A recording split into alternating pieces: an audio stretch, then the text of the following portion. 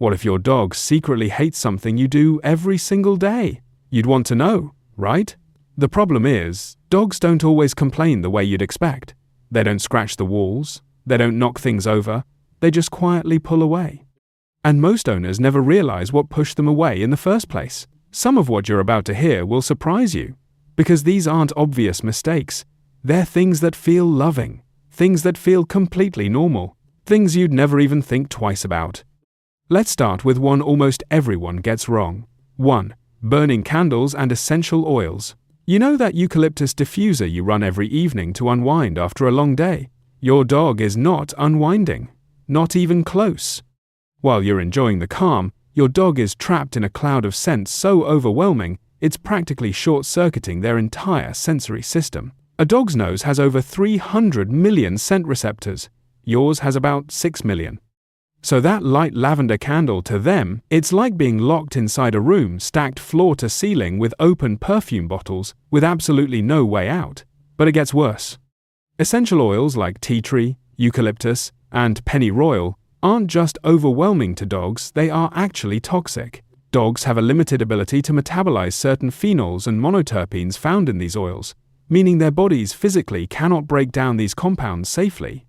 Even diffusing them in the same room can lead to respiratory distress, excessive drooling, vomiting, and in serious cases, liver damage and neurological symptoms. And here's what makes this so sneaky. Your dog won't dramatically react. They won't yelp or bolt from the room in a panic. They just quietly migrate to a different corner or start sleeping near the front door, and you never connect the dots.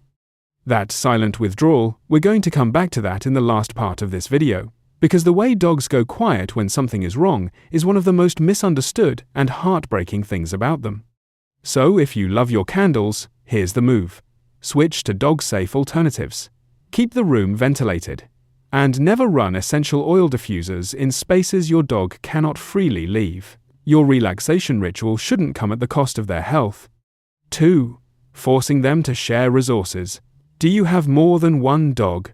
Then here's a question that might sting. Did you ever stop to think that one of them might be silently miserable? Most people assume dogs will just figure it out. You bring a new dog home, give them the same food bowls, the same water dish, maybe even the same bed, and expect everyone to get along. After all, dogs are pack animals, right? They're built for togetherness. But that assumption misses something critical. While dogs are social by nature, they are also hardwired for resource guarding. When you force 2 dogs to share feeding stations, toys, and sleeping spots without clear boundaries, what you're really doing is lighting a slow-burning fuse of competition that never fully burns out. A 2018 study published in the Journal of Veterinary Behavior found that resource guarding is one of the leading causes of interdog aggression and chronic stress in multi-dog households. And the scary part, it doesn't always look like fighting. Sometimes it's one dog refusing to eat until the other leaves the room. Sometimes it's one of them avoiding their bed entirely, pacing restlessly, while the other lounges comfortably because in their mind, the space belongs to whoever claimed it. In their world, possession is everything.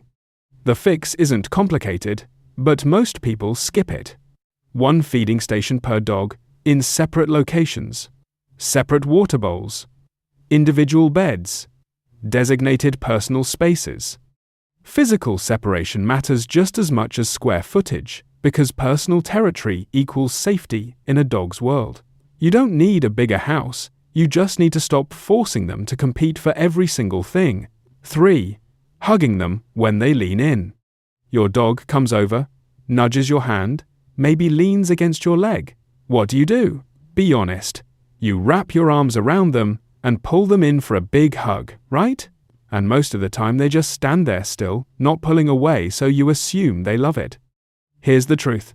That stillness isn't enjoyment, it's tolerance. They're telling you with their whole body, I don't know how to get out of this without upsetting you. That's not a hug, that's a freeze response. And the moment you squeeze tighter, thinking that's warmth, you've just triggered something ancient inside them, they can't switch off. Think about it from their perspective. In the animal world, being physically restrained is what happens right before something goes very, very wrong. Their front legs are pinned. Their exit is blocked. The instinct that fires in that moment is not love. It's, I cannot escape. So when your dog stands there rigid in your embrace, most owners read that as calm. What it actually is suppressed panic. And the dog learns something painful. That leaning close to you leads to being held in a way they never asked for. A 2016 analysis by Dr. Stanley Coren, published in Psychology Today, examined 250 photographs of people hugging their dogs. In 81.6% of the photos, the dogs displayed at least one clear stress signal: ears pinned back, whites of the eyes showing, head turning away, yawning, or licking their lips. Only 7.6% appeared genuinely comfortable. The research confirmed what animal behaviorists have been saying for years. Just because a dog doesn't resist doesn't mean a dog is okay. So next time your dog leans into you, try this instead. Just sit beside them. Let them rest against your side. Scratch gently behind the ears or along the chest. Let them own that moment of closeness without turning it into something that traps them. That's how you build a bond that actually lasts. 4. Staring directly into their eyes. Have you ever locked eyes with your dog and held the gaze thinking you were sharing a deep emotional moment? What if that moment was actually making them deeply uncomfortable? In the human world, eye contact means connection, honesty, attention, love. But in the dog world, it means something completely different. A hard, unbroken stare is one of the most threatening signals one dog can send to another. Among dogs, prolonged eye contact is a challenge. It's the prelude to a confrontation. So when you sit there holding your dog's gaze, thinking you're bonding, your dog is sitting there wondering why you're issuing a threat. And this is where it gets fascinating. You've probably noticed your dog giving you that soft, warm glance and then casually looking away, that relaxed, unhurried look they give when they're truly at ease. That's not random. A landmark 2015 study published in Science by Nagasawa and colleagues found that mutual gaze between dogs and their owners triggered a significant rise in oxytocin, the bonding hormone in both the dog and the finacin, human. But the critical word is mutual. That's the gaze your dog initiates voluntarily when they feel safe and seen. It is fundamentally different from a human forcing prolonged eye contact onto a dog.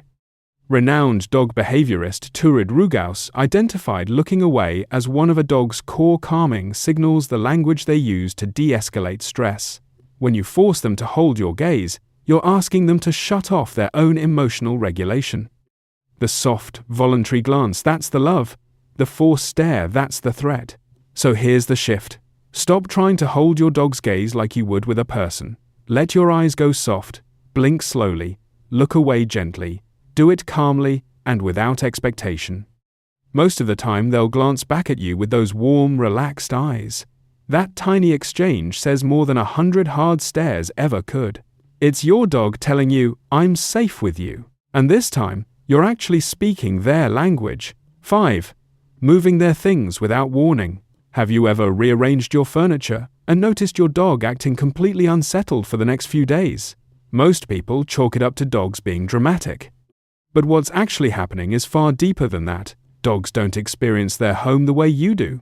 You see rooms and furniture. They see a carefully mapped territory where every object, every corner, every scent marker anchors their sense of safety. When you move their bed, relocate their crate, shift the couch, or rearrange the corner they always settle in, you're not just redecorating, you're erasing their entire map. And a dog without a map feels like a dog without a home. Dogs rely heavily on scent marking and spatial routine.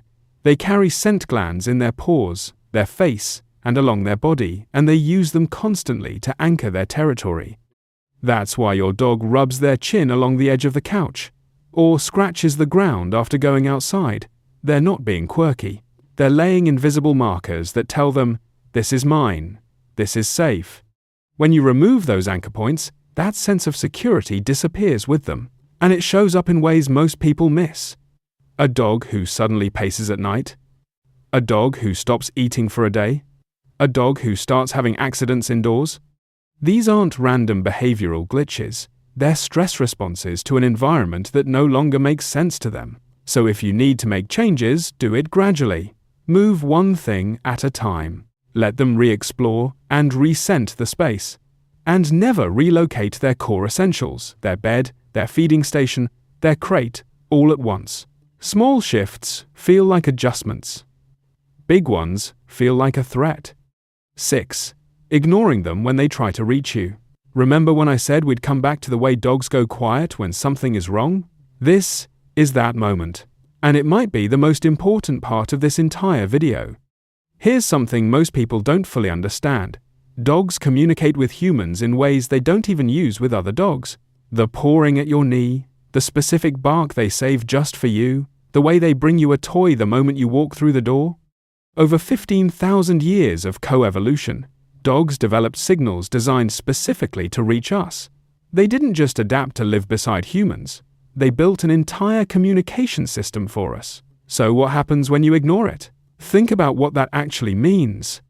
Every whine at the back door, every excited bark when you pick up the leash, every soft nudge against your hand while you're on your phone, those aren't random impulses. Those are your dog choosing over and over again to try to connect with you.